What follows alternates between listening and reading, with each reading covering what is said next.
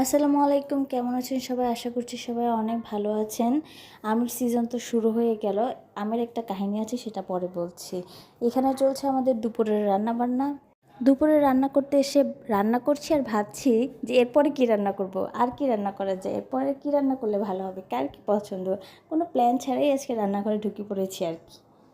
আজকে কেন যেন রান্না করতে এসে আম্মুর কথা খুব মনে পড়ে গেল। হঠাৎ করেই জানি না কেন মনে হচ্ছিল যদি আম্মুর কাছে থাকতে পারতাম তাহলে আম্মুর হাতের রান্না খেতে পারতাম। কতদিন খাই না।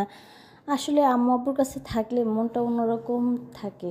কাজ করতে হয় না, সেটা হলো অন্য টপিক, কিন্তু নিজেকে না বাচ্চা বাচ্চা মনে হয়।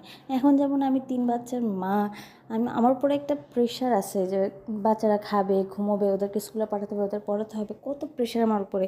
কিন্তু যখন আমি আমার বাবা মার কাছে যাই, নিজের টেনশন তো হয়ই না, বরং আমার বাচ্চাদের টেনশন আমার আম্মু আব্বুই করে।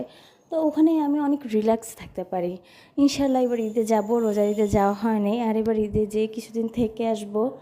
ওই যে কটা দিন থাকবো ওই কটা দিনই শান্তি। দিন যাচ্ছে আর মনে হচ্ছে বয়স বেড়ে যাচ্ছে, বুড়ো হয়ে যাচ্ছে। কারণ আগে ঈদ আসলে এক্সাইটমেন্ট থাকতো, কোথায় ঘুরতে যাব, কী ড্রেস পরবো, কী করব না করব।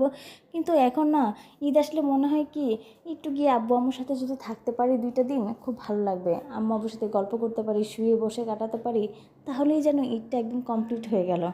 আসলে মনে হয় বুড়োই হয়ে যাচ্ছে, তাই না? এই ধরনের চিন্তাভাবনার মানে কি? আমার তো বয়স এখনও এত হয়নি।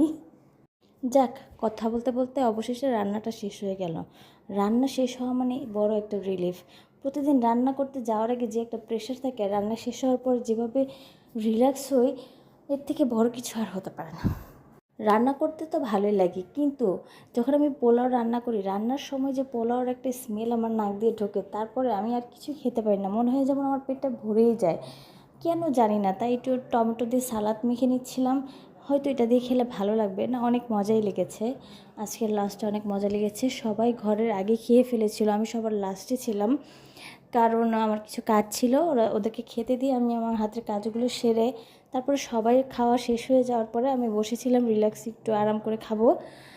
তারপরে অল্প একটু পোলাও নিলাম। আসলে খাবো কি, অনেক তো ক্ষুধা পেয়েছিল, কারণ খেতে খেতে 4টা বেজে গিয়েছিল। কিন্তু পোলাওয়ের গন্ধে, স্মেলে মানে আমার কি বলবো, আমার মনে হচ্ছিলো যেমন আমার খিদে নেই, আমার পেট ভরে গেছে।